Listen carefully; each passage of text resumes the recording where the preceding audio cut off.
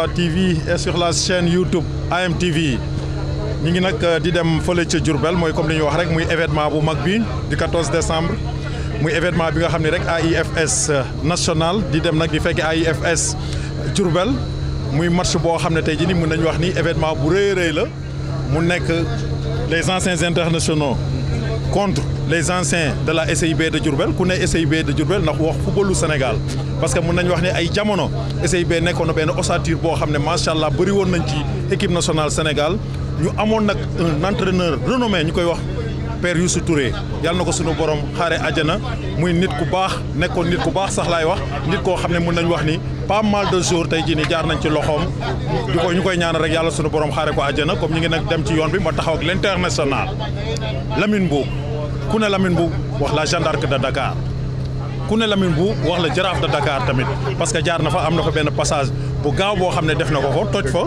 kon nag moom laay bàyyi ak micro Bantamba TV mu def benn reportage boo xam ne xam nañ ni dina neex les téléspectateurs Bantamba TV ndaanaan Aïcha As, merci beaucoup Asmamoun, le buteur patenté du Jaraaf, qui a eu à marquer le monde du football parce qu'il a été buteur au Sénégal, meilleur buteur au Qatar, meilleur buteur au Liban. Quand vous le voyez parler comme ça, on a l'impression qu'il n'a jamais joué au football alors que c'était l'attaquant le plus dangereux que le Sénégal ait eu. Et Salif Diagne Moïse, celui qui a le premier amené le trophée de la Coupe d'Afrique des clubs champions avec le Raja de Casablanca.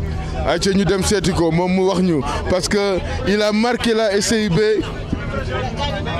Lui et Abba Gueye qui n'est pas venu parce qu'aujourd'hui il a un match avec le Duc mais qui devait être là parce que c'est lui qui a tout fait avec la SIB. Et vous nous donnez 5 minutes parce qu'on veut interviewer l'international Salif Diagne, ancien joueur de la SIB de Diourbel, premier Sénégalais à avoir remporté la Coupe d'Afrique des clubs champions avec le Raja de Casablanca et pour avoir marqué le but de la victoire. Maintenant, Salif, on va à Diourbel, ñu ngi dem seeti waa SIB xam naa chair de poule bi mi ngi si yow léegi ñu bëggoon nga wax ñu tuuti si te ni nga demee SIB ak ni nga jógee SIB. waaw maa leen di nuyu yéen ñëpp di leen ziare bu baax di wax ne sama demu SIB moom mën naa wax ne fam fu mu jaar parce que njëkk naa dem SIB ànd ak ñoom dem hivernal au Maroc au temps de Lamine Ndiaye ay Hercule Karim Sey ainsi de suite. Malheureusement au retour ma joué tournoi assemblée mais comme qualifié gu ma woon fa à la SIB waa ñaay récupéré waat ma toog beneen saison Omar Sarr soo ko jël équipe bi soog ma yóbbu à la SIB toog naa ba à la 6e journée lay soo ko qualifié mais bi may avant may qualifié gars yi nga wax ne kii de léegi mu dem parce que jaaroon na fi def loolu xëy na léegi mu demaat mais malheureusement et heureusement pour man ma football ma toog fa football dafa carrière bu nga xamante ne vraiment am naa ci satisfaction waaw sama jaar SIB. Tu n'as pas eu à remporter la Coupe du Sénégal ni le championnat avec la SIB. Si sama première année dama gagné championnat sama première année dama ñëw gagné championnat. Voilà donc gagné ma fa Coupe du Sénégal mais j'ai eu la chance d'avoir gagné le championnat du Sénégal. Vous voyez, c'est un gagneur de tout le temps. Où est-ce qu'il est parti, il a marqué son empreinte. Et comment avez-vous quitté la SIB? Bon, SIB, ce que je veux dire, que notre cher papa, le regretté Gutenberg, m'a fait déplacement pour que je vienne à la Jeanne d'Arc de Dakar. Bon, j'ai essayé une première fois, mais bi pas venu vraiment yàlla dafa def ñu juboo ma ñëw à la Jeanne d'Arc de Dakar donc noonu laa jógee SIB ñëw à la Jeanne d'Arc de Dakar. Comment il a réussi à vous convaincre? Bon dafa ñëw waxtaan ak man ma xam ni que paa bi li mu bëgg xam na ko man aussi ma ne bon comme c'est mon père xaaral ma accepté ànd ak moom dem à la Jeanne d'Arc de Dakar noonu la demee mu yomb si man trop. Parce que d'aucuns disent que tu étais professionnel même avec lui alors qu'il n'y avait pas encore de football professionnel. Ah oui, en tout cas, il a tout fait. Nous avons été professionnels. defal na ma lépp la ma Pape Gutenberg defal donc du ma def lu dul sant ko encore une fois gërëm ko ci gannaawam ci kanamu doomam ak ay doomam sax laay wax parce que ñu lépp ay doomam lañu di ko ñaanal yàlla fu mu ne yàlla xare ko àjjana. Ancien joueur de la SCIB, c'est dommage que son partenaire Abba Gueye ne soit pas là parce que lui aussi, après que Salif est parti, il est resté là-bas longtemps. Il a fait toutes les générations de la SCIB. Ma mère, je reviendrai vers vous demain de me citer Alioune Ndiaye Cheval Fou parce que lui, c'est un vieux qui est revenu. Dans le football alors qu'il était déjà parti. Le grand buteur de la Jeanne d'Arc de Dakar. Il a gagné la Coupe du Sénégal, il a gagné le championnat du Sénégal, il a fait le doublé Coupe championnat du Sénégal. Et aujourd'hui, ancien international, je dirais international, accompagne ses petits, ses enfants, ses petits frères vers Diourbel. Et Diourbel, c'est pour une fête de la grande équipe de la SCIB. Vous avez eu à côtoyer l'un des meilleurs coachs du Sénégal, Youssou Touré. J'aimerais bien, Cheval, que vous nous dites, cette équipe de la SCIB, qu'est-ce qui vous a marqué là-dessus? Oui, c'est Fils Lamine. SCIB peut-être fait comme tu le barres aussi. Mais aussi, quelques joueurs, surtout l'entraîneur, c'est Inti. Voilà, intimement parce qu'on habitait ensemble dans la même rue, presque dans une même maison, venu à Dakar. Voilà, j'avais l'habitude de le voir avec un gars, un certain bar devenant. Voilà, aussi, il est décédé aussi. Voilà. Mais SCIB, le monde qui a frappé sur nous, c'est les grands footballeurs, les Bonoff, les Karim Sey. L'autre là, comment il s'appelle? Asbiden Cissé, voilà, Salin, Salif Diagne, tu l'as interviewé, c'est formidable. Nous vraiment, Racine Khan, nous avons stade de 7 ans uniquement. Nous avons stade de 7 ans Salif Diagne uniquement. Si je disais que je suis stade, nous avons stade de 7 ans Karim Sey. Si je disais que je suis stade, les Brésiliens, justement, vraiment. Tu te rappelles, il y a une époque, une finale là, du Coupe du Sénégal contre la Jeanne d'Arc. Bon, vous êtes habitué où la tenue de Baïfal là. De Baïfal. Je m'en souviens. Sagar Koné dans les buts. Sagar Koné, oui, c'est effectivement, j'avais oublié Sagar Koné dans les buts. Voilà. Mais le fait que l'on. Mais c'est parce que cette finale-là, c'est Moussando qui met un coup franc, qui frappe Sagar Koné, qui repousse. Et Inti, qui était entraîneur de la Jeanne d'Arc, avait pris le plus petit, qui s'appelait Thomas Diatta, qui l'avait fait rentrer. Et c'est Thomas Diatta qui reprend le ballon dans le but pour que la Jeanne d'Arc gagne. Ça, c'est des bons souvenirs. Voilà. Des bons souvenirs. C'est de bons souvenirs. C'est des bons souvenirs. Effectivement. Je suis content de vous, Lamine. Parce que aussi, tu nous as dit que tu m'as dit que mon fils Lamine m'a interviewé. Nous sommes Diourbel pour un événement. Ça me fait très grand plaisir. Parce que ma génération, presque 15 suffit. Je suis le seul d'accompagner. De tout cœur, là, de faire. De content. Mais est-ce que Dina Amati attaque bu ñuy wax Alioune Ndiaye, Alpha Touré, Mamadou Diop, Sega Sakho, attaque boobu est-ce que Jeanne d'Arc dina ko amati dans la vie? Ah non, xam nga c'est des générations qui passent. Ces générations-là ne se renouvellent jamais. Pas du tout. Tu ne peux pas comprendre un jour comme un Pelé, à son rentrée de Nascimento, jour boo xam dafa mel ni Diego Maradona, les Michel ñoom mëntuñu dellu si. C'est des générations comme c'est fini. waaw moo tax jour yi nga gis actuellement tu l'as dit tout de suite là pour le regroupement. bu ñu devant stade Demba Diop. nga ni football bi léegi da ngay waaru. waaw parce que des fois quand on va Lamine Boub teg un coup franc de 20-30 mètres. ñu toog di seetaan Lamine Boub. moi j'étais présent. dama doon seetaan. yaa xam te ñoom coup franc. 20-25 mètres 30 mètres de but. boo ko tegee reculé. damay taxaw ne bii la avant ngay dóor. waaw damay toog di jubilé avant ngay dóor bal. macha allah saa su ma ko raxoon léegi doo ko xam.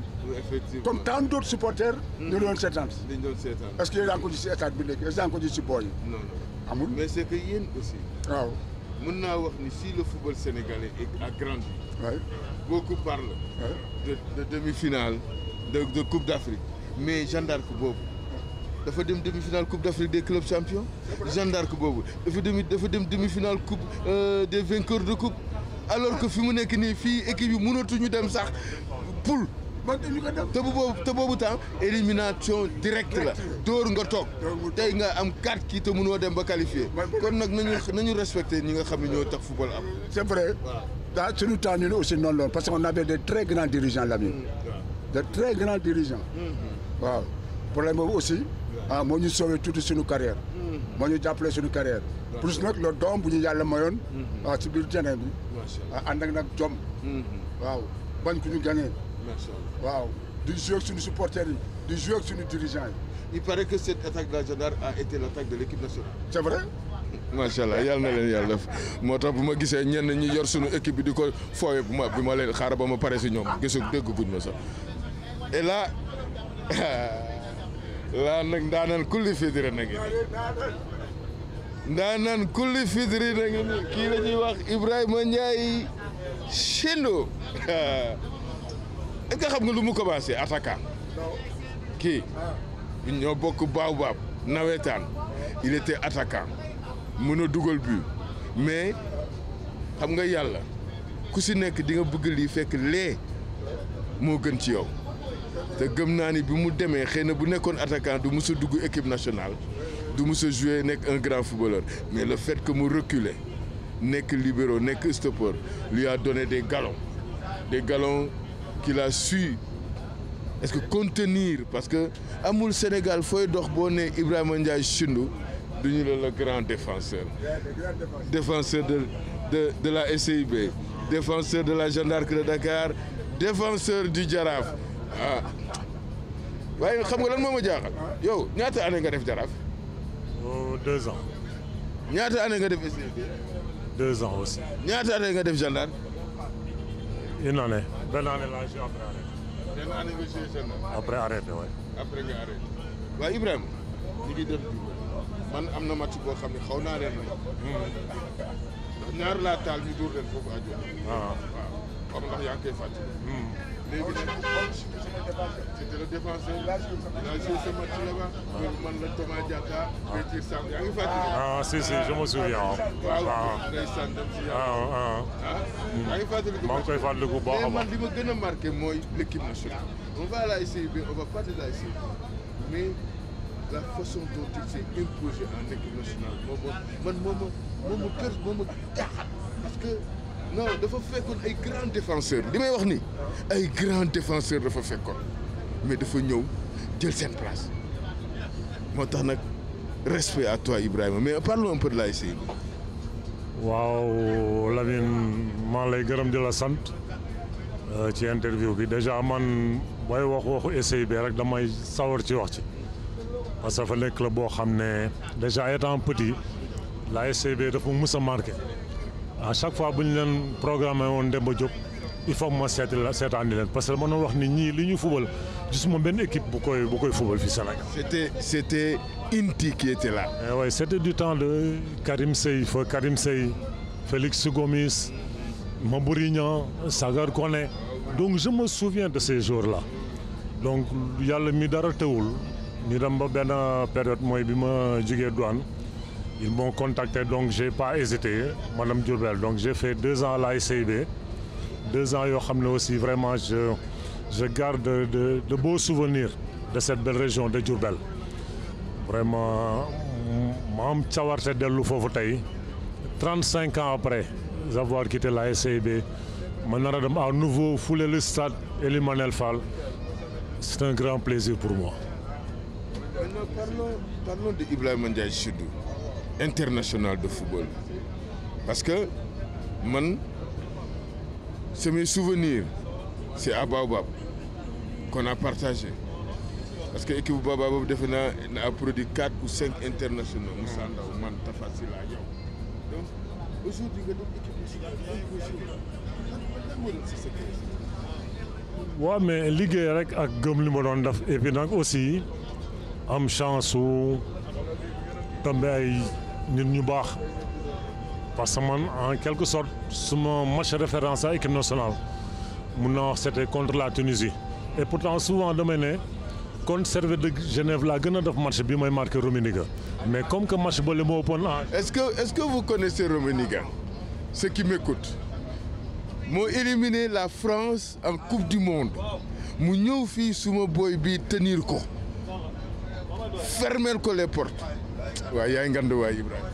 Alors comme je disais suñu match contre la Tunisie comme que match qualification Coupe d'Afrique Alger 90 la woon j'ai eu la chance keroog dajax Roger parce que souvent damay ne jour boobu su ma defee match c'est en grande partie grâce à Roger parce que Roger aussi dañu nekk xale mu nekk référence ñu man je dirais que il fut l'un des meilleurs libéraux du monde donc yàlla daf keroog Claude boole ma ak Santo la moom bien avant match bi di commencer moom ci boppam moo ma ne su ma rek bul am dara looy ragal Roger Mendy moo nekk sa ginnaaw donc il m'a mis en confiance vraiment plaisir la woon da tax nit ku mel noonu mu lay orienté ba nga génn si def match bu rëy vraiment je lui dois beaucoup parce que hormis liggéey bi ma doon def ak gëmoon ni man mun naa gérer poste bi ku ma gën a yokk doole la donc tout le temps damay jël loolu comme référence ba pare di ko sant di ko gërëm ne mun naa wax ni bis boobu moom ma yombalal lépp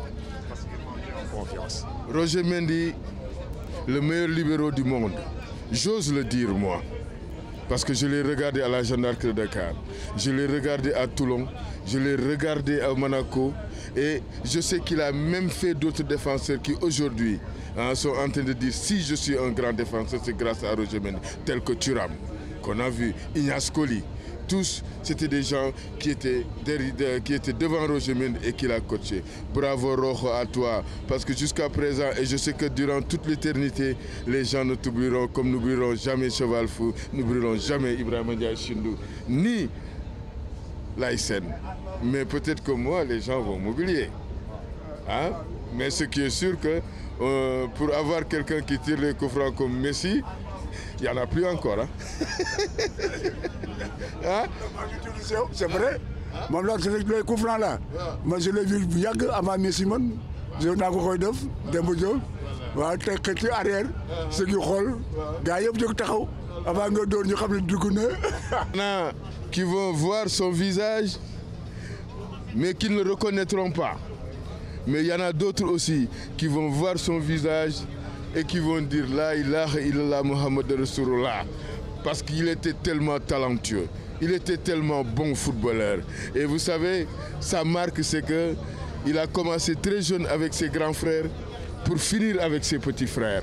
Ce qui veut dire qu'il a fait beaucoup de générations. Je vais nommer Laïsen, ancien joueur des Saltigués de Rufisque, des Saltigués de Rufisque de Tchombe, de Hassan Paye. Voilà. Alors Laï, on va à Diourbel contre la SCIB. Tout à l'heure, je me posais des questions. Comment ça se fait que tu aies joué contre la SCIB? Alors expliquez-moi, parce que vraiment, moi je vous voyais avoir fini avant que la SCIB n'arrive. Ah, c'est que sama carrière nag dafa gudd tuuti parce que 72 c'est la dem équipe nationale fekk fa ñoom Assane Mboup ñoom Demba Mbaye bon Aliou Sarr demoon moment boobu ñoom Cheval Fou Cheval ak kii Eusebio Lui Camara. Non, Lui Camara fekkul boobu. Non sax mu ngi mais ba fekk na moo kii. Foofu la sama carrière commencé quoi. waaw. Joué naa fi Ndiambour en 77 76. Douane avec Sindou. Très bien. Au Jaraaf avec ñoom Boy Bandek ñooñu. ñoom Mayoro ñoom Eusebio ñooñu. Tu étais le joueur recherché par toutes les équipes. Oui. Voilà. Yàlla loolu la def. moo tax sama carrière gudd. ñoom moom mu buri ñaam mi nekk SIB te yàlla def ba ci ak Keita. Keita bi ñuy joué Kaolack 84. dafa na ma grand yow yaa yàgg. bi ngeen di joué stade bi 75 boobu maa ngi ramassé bal. ñu bokk équipe nationale 84. contre Sénégal la woon coupe amical Camara. waaw joué naa SIB waaw parce que man maa joué génération yëpp presque daal lu bari si yéen ñëpp. man kañ dama jaaxle parce que quand tu me dis que ni sunu match coupe du Sénégal boobu joué nga mooy bi ngeen ñuy éliminer série de penalty te may dugal benn penalty wu Jean Larc. ki ma doon capitaine Vieux Sow. man maa leen ne. 2-0 am nañu ko jeexal nañu. bu mu tax ñu bàyyi. dëgg la waaw. ñi ñu amee 2 mën nañu am 2 deuxième mi-temps. moo tax it bi ngeen dellu si dama ni. loolu la. waaw macha allah macha allah. moo tax joué naa ñoom Karim Seye. yooyu bokk naa ñoom équipe nationale. ñoom Maboury Keita Bonof. ak ñun ñëpp joué nañu équipe nationale waaw. ak 84 ci la bàyyi quoi. gis ngeen le talent il paraît que quand on vieillit c'est là qu'on reconnaît le grand footballeur et le footballeur qui n'a eu que sa jeunesse. Donc Assane fait partie de ces grands footballeurs.